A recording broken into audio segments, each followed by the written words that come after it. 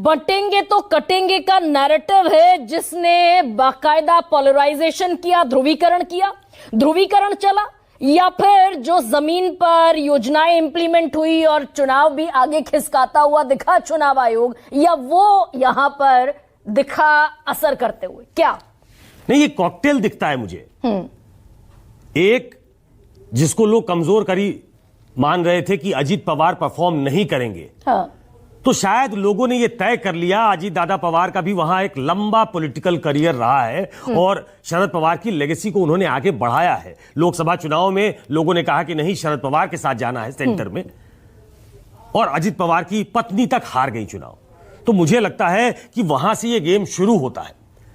जिस तरीके से बीजेपी ने डैमेज कंट्रोल की कोशिश शुरू की, जिस तरीके से वो लड़की बहना योजना जो चली और उसका जो पॉलिटिकल डिविडेंड मिल रहा है, जिस तरीके से एक पोलराइजेशन की भी कोशिश हुई, जो ऑल इंडिया प्रयास शुरू किया उसको योगी आदित्यनाथ जी ने, उसका भी कुछ असर।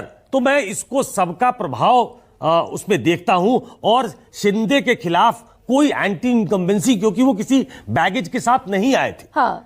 तो वो भी एक बड़ा फैक्टर है। उनका स्ट्राइक रेट देखिए, 81 सीटें लड़े हैं, 56 सीटें वो जीत रहे हैं, तो बहुत ही शानदार स्ट्राइक रेट है। तो आप इसको अगर एनालाइज करेंगी तो ये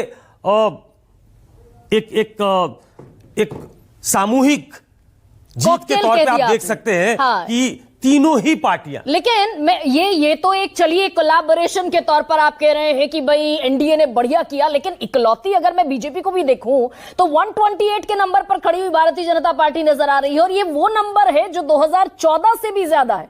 14 में वो नंबर है गरिमा, 127 सीटें लेकर आए थे, अभी 128 पर खड़े हुए। वो नंबर है गरिमा, जितनी सीटों पे कभी भाजपा वहां लड़ती भी नहीं थी। बिल्कुल ठीक है, तो क्योंकि बड़ी पार्टनर वहां शिवसेना हुआ करती। हाँ, यानी कि बीजेपी जो अपना स्पेस वहां अक्वायर किया है, आज की तारीख में वो वहां की सबसे बड़ी पार्टी के तौर पर। और सुकेश, ये महाराष्ट्र में ही क्यों, ये बिहार में भी हमने देखा, ये हम मुख्य ऑपोजिशन, मेन ऑपोजिशन बनती हुई भारतीय जनता पार्टी बंगाल में नजर आई, तो ये एक्सपेंशन का जो मोड है राजीव वहीं पर है महाराष्ट्र में। एक चीज सिर्फ जोड़ देना चाहता हूं, ये मुझे ऐसा लगता है कि एक नैरेटिव क्रिएट करना, उसको बिल्ड करना, और सारे चुनाव क्या उसी पे होंगे, उस पे ले जाना, ये लाल किताब संविधान वाला, और आपसे आरक्षण छीन लिया जाएगा,